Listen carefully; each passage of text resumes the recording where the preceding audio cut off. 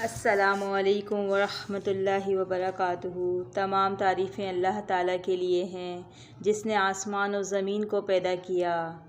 वो वहदहू ला शरीक है। उसने तमाम जहानों को अकेले बनाया। इसके सिवा ना कोई इबादत के लायक है, ना कोई कायनात का परवरदिगार। वो तमाम जहानों का पालने वाला है। बेशुमार दुरूद व सलाम और रहमत आलम मोहम्मद रसूलुल्लाह सल्लल्लाहु अलैहि वसल्लम पर, जिन्हें अल्लाह ताला ने अपना नबी और रसूल होने का शर्फ़ अता किया, और रहमतें और बरकतें हों अल्लाह के तमाम नेक बंदों और बंदियों पर। हमारा आज का मौजू है अल्लाह की किताबों पर ईमान कैसे मुकम्मल किया जाए। इससे पहले हमने ईमान बिल ईमान बिल्लाह, और इंशाअल्लाह हम ईमान बिल कुतुब के बारे में कुरानी आयत से सुनेंगे। ईमानियत की तीसरी हकीकत ईमान बिल कुतुब है, यानी अल्लाह ताला की नाजिल करदा किताबों पर यकीन हो। कुफ़ारे कुरैश ने और दीगर काफिरों ने इसे मानने से इनकार कर दिया था।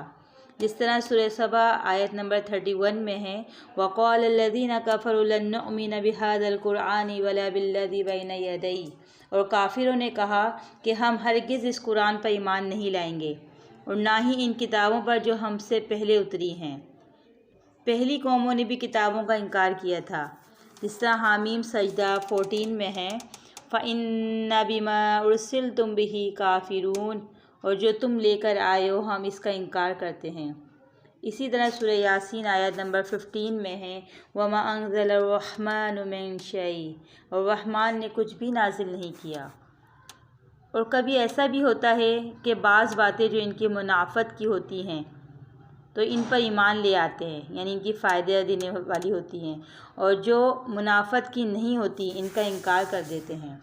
जिस तरह सूरह निसा आयत नंबर 115 में है, वयक़ूलूना नुअमिनु बिबाज़िन व नकफ़ुरु बिबाज़, और वो कहते हैं कि हम बाज़ आयात को मानते हैं और बाज़ का इनकार करते हैं। ये तमाम बातों के जवाब में इन्हें अल्लाह ताला की तरफ से यही तालीम दी गई है कि इनसे कहो, क्या कहो। सूरह बकरा आयत नंबर 132 में है, कुलु आमन्ना बिल्लाहि वमा उन्ज़िला इलैना वमा उन्ज़िला इला इब्राहीमा व इस्माईल व इसहाक़ व याक़ूब वल अस्बाति वमा ऊतिया मूसा व ईसा वमा ऊतिया नबिय्यूना मिन रब्बिहिम ला नुफ़र्रिक़ु बैना अहदिम मिनहुम व नहनु लहु मुस्लिमून। तर्जुमा ये है, हम तो अल्लाह के साथ यकीन ले आए और इस पर हमारा यकीन है। ये कौन कह रहे? ये अम्बिया अलैहिस्सलाम कह रहे हैं। जो हमारी तरफ नाजिल किया गया, यानी कुरान, और जो नाजिल किया गया इससे पहले इब्राहीम अलैहिस्सलाम और इस्माईल अलैहिस्सलाम और इसहाक़ अलैहिस्सलाम और याकूब अलैहिस्सलाम और इनकी औलाद को जो कुछ दिया गया, और मूसा अलैहिस्सलाम और ईसा अलैहिस्सलाम को जो कुछ दिया गया, और तमाम नबियों को जो इनके रब की तरफ से मिला, हम ईमान ले आए। और हम तो किसी नबी में तफरीक नहीं करते कि किसी नबी की शरीयत को माने और किसी को ना माने। ये कौन कह रहे हैं? ये अम्बिया अलैहिस्सलाम कह रहे हैं। और हम तो अल्लाह के हुक्म के फरमाबरदार हैं, जो हुक्म भी मिला सर तस्लीम कर लिया। बनी इसराइल ने अपनी आसमानी किताबों का क्या हशर किया। सूरह बकरा आयत नंबर 101 में है, नबदा फ़रीक़ुम मिनल्लज़ीना ऊतुल किताबा किताबल्लाहि वराअ ज़ुहूरिहिम कअन्नहुम ला यअलमून। इनमें से एक फ़िरके ने, जिन्हें ये किताब दी गई थी, अपनी किताब को पसे पुश्त डाल दिया, गोया कि वो इसे जानते ही नहीं। और जो लोग पढ़े लिखे थे वो अपनी किताब में तहरीफ़ रद्दो बदल कर रहे थे।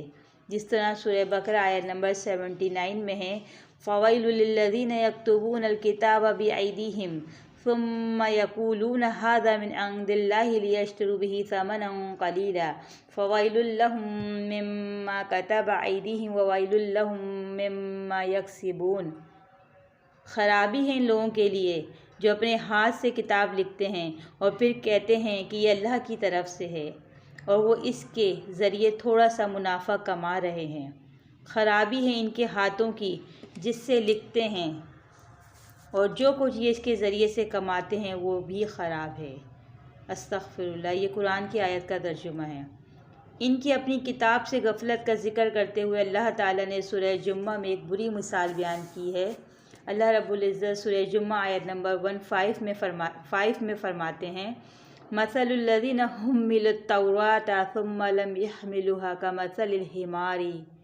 कमसलिल हिमारी यहमिलु अस्वारा बीसा मसलुल कौमिल्लज़ीना कज़्ज़बू बिआयातिल्लाहि वल्लाहु ला यहदिल कौमज़ ज़ालिमीन। मिसाल इन लोगों की इस गधे की सी है जो वज़न उठाए हुए है, और ये बहुत बुरी मिसाल है। मुराद ये कि यानी जिस तरह एक वज़न से लदे हुए गधे को नहीं मालूम कि मुझ पर क्या माल लदा हुआ है, वो तो सिर्फ़ एक बोझ ही महसूस करता है, बिल्कुल इसी तरह अहले किताब ने किताब को ना समझा बल्कि एक बोझ ही समझा। बिल्कुल यही हालत आज हमारी है। हम अपनी किताब कुरान हकीम से लापरवाह हो गए हैं। हमारे मालिक का इरशाद सूरह मोहम्मद में अल्लाह रब्बुल आलमीन फरमाते हैं, अफ़ला यतदब्बरूनल कुरआन अम अला कुलूबिन अक़फ़ालुहा। लोग कुरान पर गौर क्यों नहीं करते? क्या इनके दिलों पर ताले लगे हुए हैं?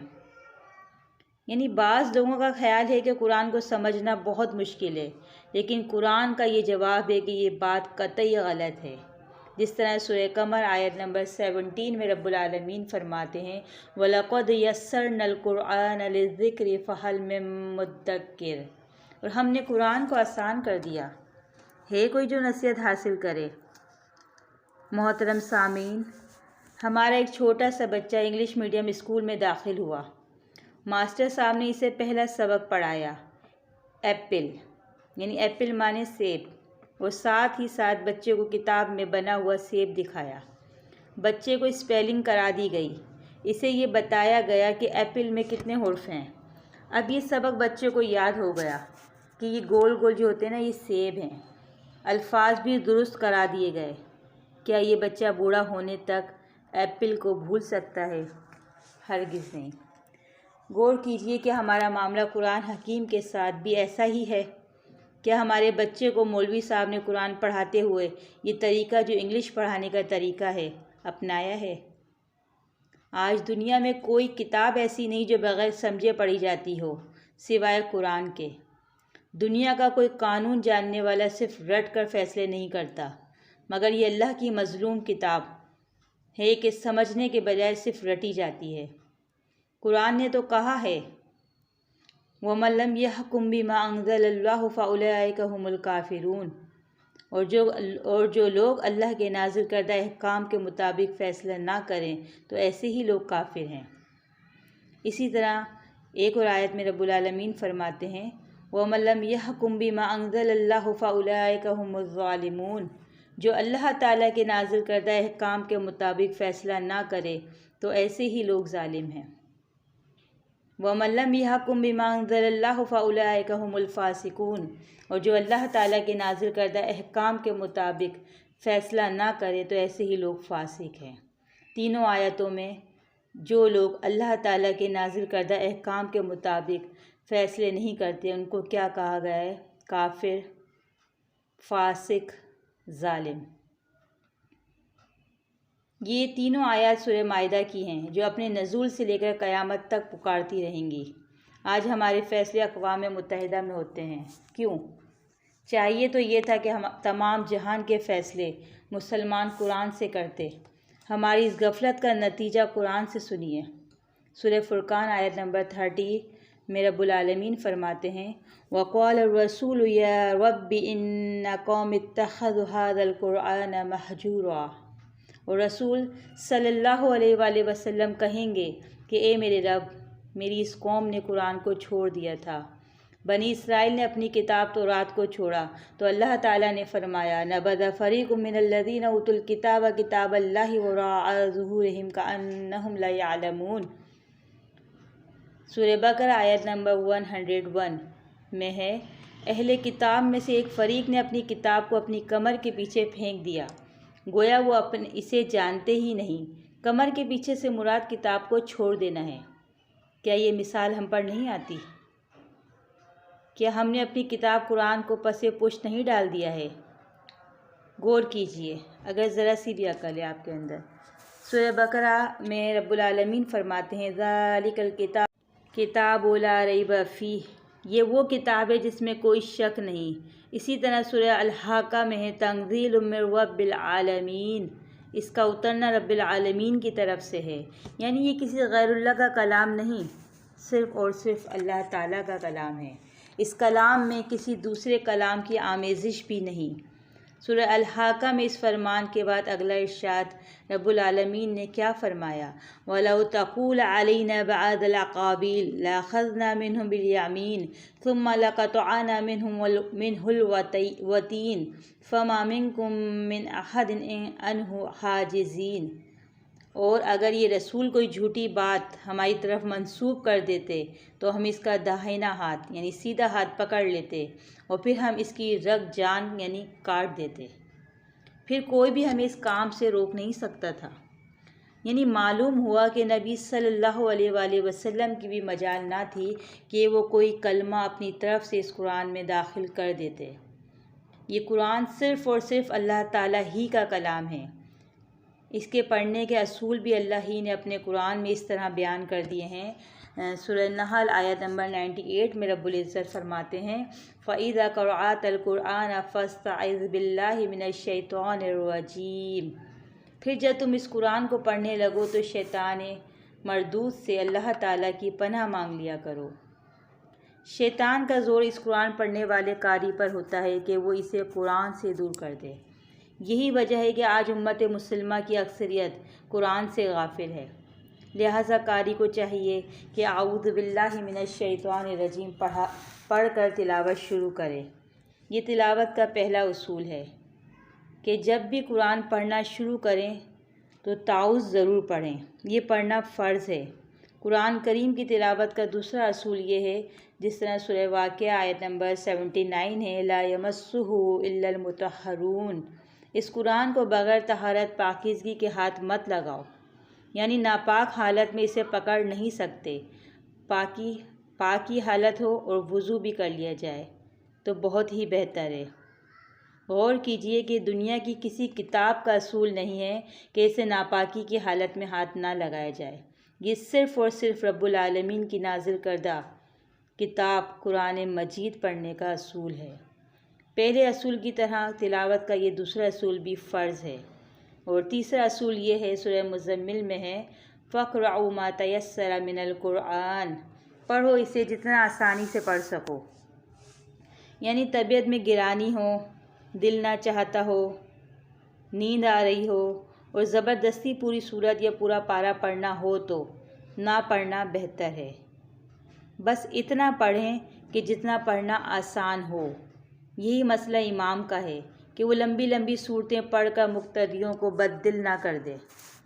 नबी सल्लल्लाहु अलैहि वसल्लम ने फरमाया कि जब तुम में कोई इमाम हो तो उसे चाहिए कि वो अपने पीछे बूढ़ों, औरतों, बच्चों और कारोबारी लोगों का ख्याल करे, नमाज हल्की पढ़ाए। ये था इस कुरान की तिलावत का तीसरा असूल जो सूरह मुज़म्मिल में बयान हुआ।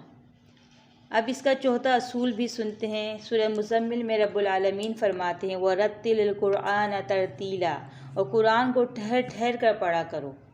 अबू दाऊद में हदीस है कि किसी ने उम्मुल मोमिनीन सलमा रज़ियल्लाहु ताला अन्हा से मालूम किया कि अल्लाह के रसूल सल्लल्लाहु अलैहि वसल्लम कुरान कैसे पढ़ते थे, तो उम्मुल मोमिनीन ने फरमाया रसूलुल्लाह सल्लल्लाहु अलैहि वसल्लम ने पढ़ा अल्हम्दुलिल्लाहि रब्बिल आलमीन, फिर ठहर गए, फिर पढ़ा अर्रहमानिर रहीम, फिर ठहर गए।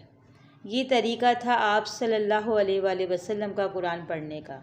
लिहाजा कुरान की हर आयत पर ठहर ठहर कर कुरान पढ़ना चाहिए। ये तिलावत कुरान का चौथा असूल ये है। लेकिन आज लोग इस असूल की बहुत खिलाफ वर्जियाँ करते नज़र आते हैं। तरावी में इस असूल का ख्याल नहीं रखा जाता और एक बिदअत शबीना की भी राइज है कि एक रात में पूरा कुरान ख़त्म कर देते हैं और इस तरह पढ़ते हैं कि बिल्कुल हदीस के ख़िलाफ़ होता है। इंतहाई तेज़ी से पढ़ते हैं और कई कई आयत एक सांस में पढ़ते हैं। खुदा न खास्ता के बददिल या समझते हैं खुदा बस कुरान ख़त्म करते हैं, यानी दिल से कुरान को ख़त्म नहीं करते, बददिल होकर कुरान को ख़त्म करते हैं। एक शख्स को अब्दुल्ला इब्न मसूद रज़ी अल्लाह ताला अन्हु ने जल्दी कुरान पढ़ते देखा तो कहा कि ये घास काट रहा है। ये बुखारी की हदीस है। कुरान को ठहर ठहर कर पढ़ना फ़र्ज़ है। अब कुरान करीम की तिलावत का 5वां असूल भी सुनते हैं। रब्बुल आलमीन फरमाते हैं सूरह स्वात में, किताबुन अंज़लनाहु इलैका मुबारकुल लियदब्बरू आयातिही वलियतज़क्कर उलुल अलबाब। ये एक बड़ी बरकत वाली किताब है जो ये नबी सल्लल्लाहु अलैहि वसल्लम हमने तुम्हारी तरफ नाजिल की है ताकि ये लोग इसकी आयत पर गौर करें और अक़ल और फ़िक्र रखने वाले इससे सबक हासिल करें। इस आयत में इस बात पर ज़ोर दिया गया है कि कुरान एक नसीहत है, इसे समझ कर पढ़ना चाहिए। बग़ैर समझे पढ़ने से इस मुक़द्दस किताब यानी अहकाम इलाही के तकाज़ों को पूरा करना या बजा लाना नामुमकिन है और ना ही कुरान के उतरने का मकसद पूरा होगा। लिहाजा हमें चाहिए कि जितना भी कुरान पढ़ें तर्जुमे के साथ पढ़ें। ये था इसका 5वां असूल। हर कारी को चाहिए कि वो कुरान की तिलावत इन 5 असूलों के साथ करे। उम्मीद है कि अल्लाह ताला अपनी रहमतों का नज़ूल ज़रूर फरमाएंगे और रब्बुल आलमीन हमें अल्लाह ताला हमें इस कलाम मुक़द्दस के किताब को पढ़ने, इसकी कवायद असूल के तहत इसे पढ़ने और इस पर अमल करने की तौफ़ीक़ अता फ़रमाए। अस्सलामु अलैकुम व रहमतुल्लाह।